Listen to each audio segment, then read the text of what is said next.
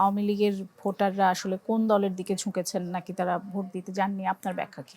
দেখেন, ভোট প্রায় 60% ভোট পড়েছে। একটা আন্তর্জাতিকভাবে গ্রহণযোগ্য নির্বাচনের জন্য 60 থেকে 70% ভোট পড়লে সেটাকে গ্রহণযোগ্য ধরা হয়। সেখানে 60% ভোট পড়েছে, এটা মোটামুটি গ্রহণযোগ্যতা। এর আগে ধরেন আপনি যদি দেখেন 1991 সালে ভোট পড়েছিল, 1991 সালে ভোট পড়েছিল 55.5, 96 75%, 2001 75.8, অস্বাভাবিকভাবে 87% এইরকম ভোটের হিসাব ছিল। সেখানে 60% ভোট এবার পড়েছে। ডেফিনেটলি আওয়ামী লীগের ভোটাররা, আওয়ামী লীগ সমর্থিত কোনো ভোটারদের কোনো পরিচয় নেই নির্বাচনের আগে। ভোট দেওয়ার আগ পর্যন্ত voter Awami League BNP voter বলে কোনো ভোটার নেই, সবাই বাংলাদেশের জনগণ। তারপরে আওয়ামী সমর্থক যে জনগোষ্ঠী, তারা যদি ভোট কেন্দ্রে না যেতেন, ভোট যে দলেই দেখ যদি না দেন, তাহলে এই পার্সেন্টেজ হওয়ার কথা না, আরও কম হওয়ার কথা। এগুলো এক নাম্বার। এখন গ্রামে গঞ্জে বেশ কিছু জায়গায় দেখা যাচ্ছে আওয়ামী লীগ যেখানে শক্তিশালী সেখানে জামাতের প্রার্থী বিজয়ী হয়েছে, কিন্তু সচেতন আরবান কিন্তু আওয়ামী মনা ভোটাররা বিএনপির দিকেই রায় দিয়েছে। সো এই জিনিসটা আমি দেখতে পাচ্ছি। আরেকটা জিনিস, এর আগে আমরা যেটা আলোচনা করছিলাম, বিএনপির এই যে 215, 13-15 বা 20 সিট পাওয়া, এটা তাকে স্বৈরাচার করবে কিনা। দেখেন, স্বৈরাচার হইতে 220 আসন লাগে না। স্বৈরাচার হইতে লাগে একটা স্বৈরাচারী মনোভাব, একটা স্বৈরাচারী ইডিওলজি, একটা ফ্যাসিস্টিক মতাদর্শ, নিজের রাজনীতিকে সর্বময় মনে করা, নিজেকে একমাত্র সহি সত্য মনে করা, আর বাকি সব খারাপ এনিমি মনে করা। বিএনপি এইরকম একটা দল না। বিএনপি হলো একটা মধ্যপন্থী দল। এখানে বিভিন্ন মতাদর্শের মানুষ একসাথে আপনি পাবেন। হ্যাঁ, তো ফলে এটা কোনো মূল্যবোধ ভিত্তিক দল, এটা কোনো মতাদর্শিক দল না। ফলে বিএনপির পক্ষে চাইলেও ফ্যাসিস্টিক স্বৈরাচারী হওয়া সম্ভব না। বিএনপি যেটা করতে পারে, আওলায় ফেলতে পারে। হ্যাঁ, বিএনপি প্রপার লোকের অভাবে, গুড গভর্নেন্সের ক্ষেত্রে সংকটে পড়তে পারে, কিন্তু বিএনপির পক্ষে স্বৈরাচার হওয়া সম্ভব না। এটা আমি একদম ওপেনলি বলতে পারি, বহুদিন ধরে বলতেছি, আবারও বলছি।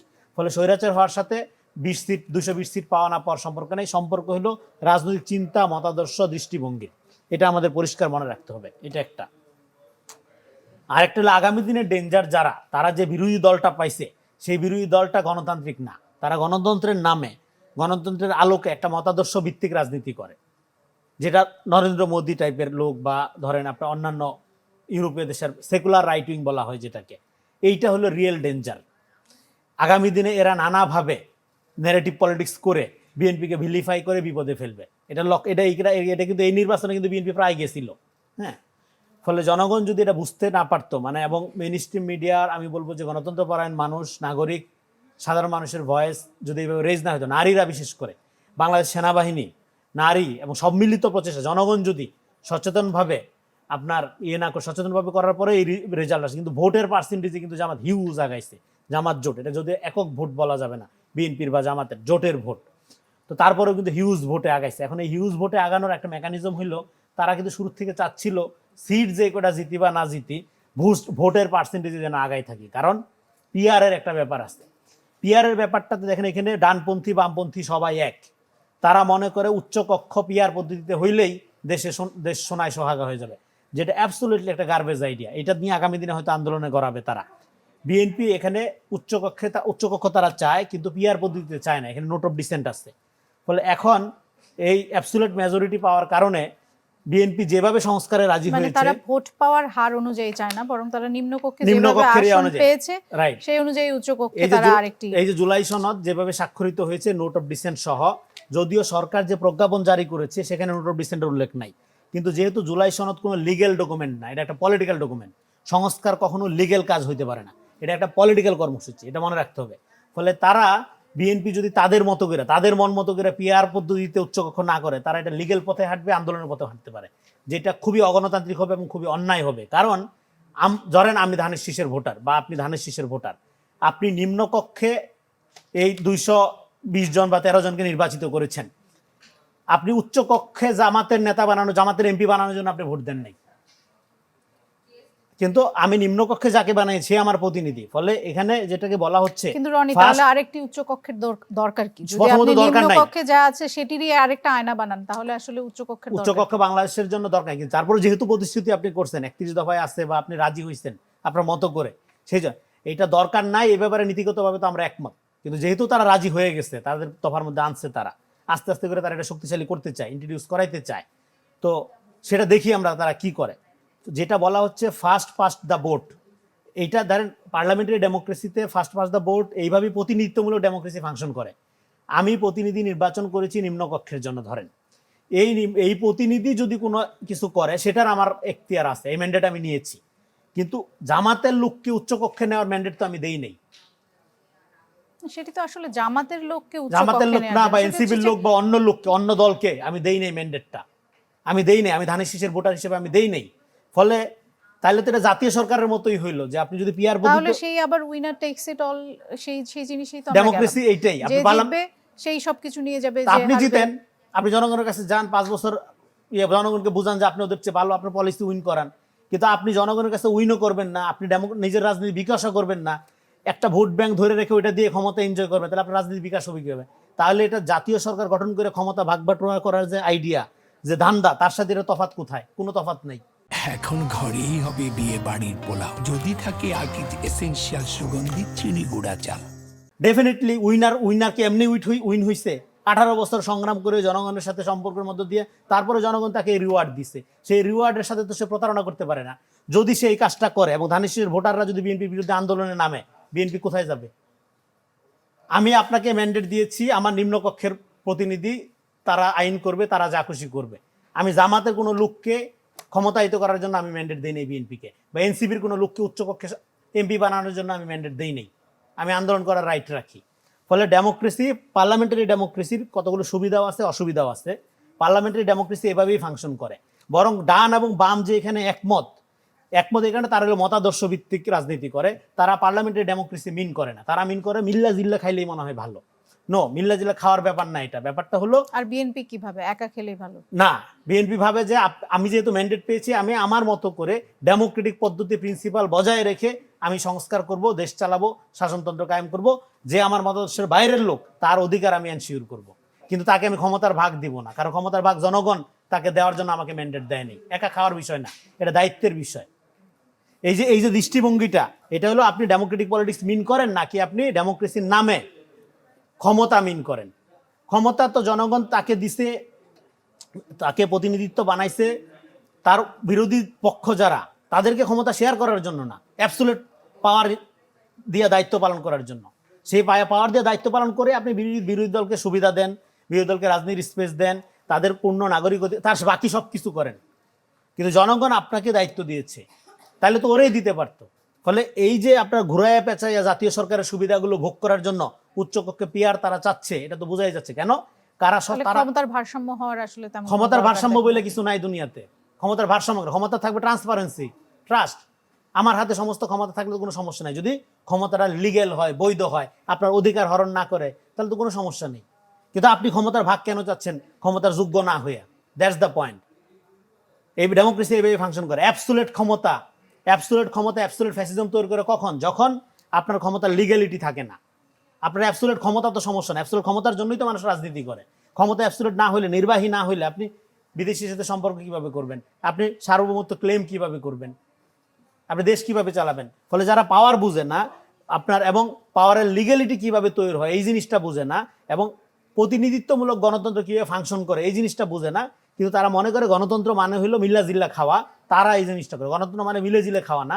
গণতন্ত্র মানে হইলো জনগণ যাকে দায়িত্ব দেয় সে স্বচ্ছতার সহিত, সে আপনার বৈধতার সহিত দায়িত্ব পালন করা। ফলে আগামী দিনে এটা নিয়ে একটা বড় কেওয়াস তারা তৈরি করবে।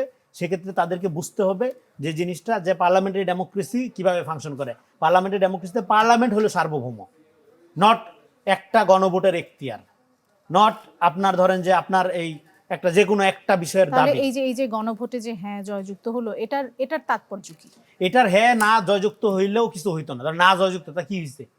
গণভোট এখানে জুলাই, আমি সেটাই আপনার কাছে জানতে চাচ্ছি যে হ্যাঁ জয়যুক্ত হয়েছে তাতে কিছু আসা যায় না।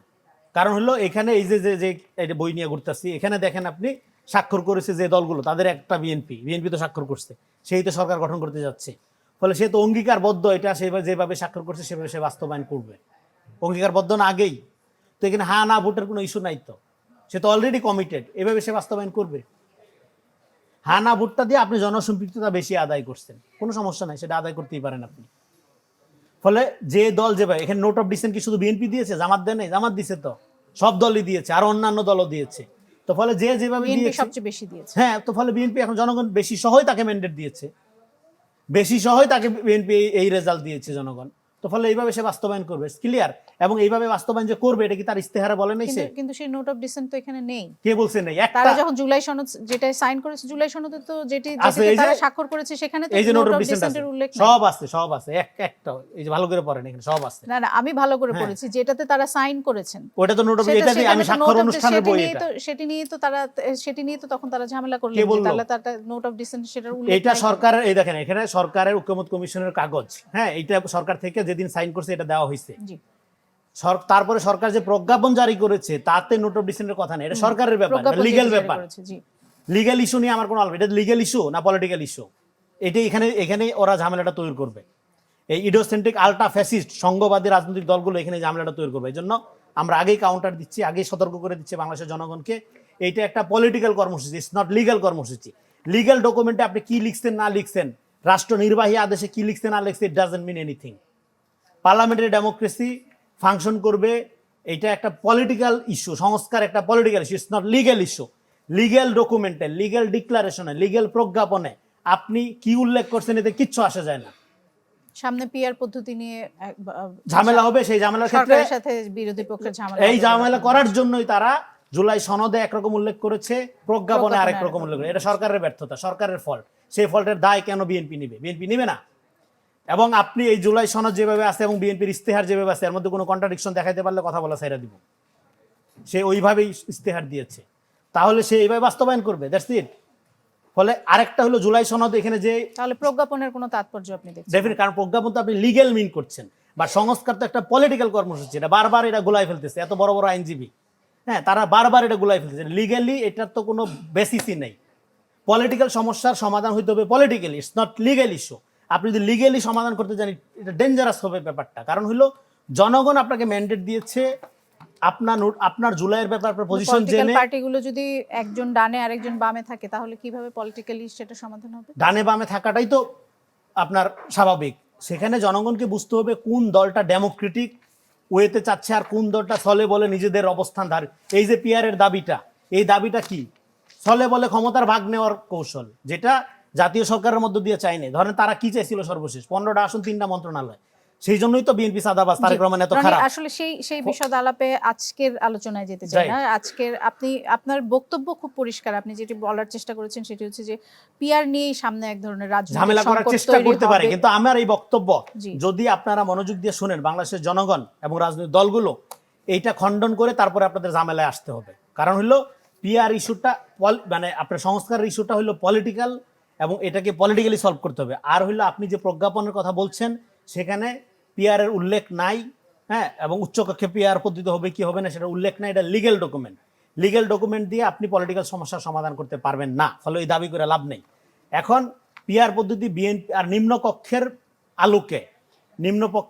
আলোকে পিআর করাটা বিএনপির জন্য, যেটাকে বলে মানে ফার্স্ট পাস দ্য পোস্ট, এই আলোকে করাটাই হলো পার্লামেন্টারি ডেমোক্রেসির আদব। কারণ জনগণ তাকে ম্যান্ডেট দিয়েছে আপনার এই নিম্ন কক্ষের সদস্যদেরকে, উচ্চ কক্ষের জন্য জনগণ কোনো ম্যান্ডেট দেয় নাই।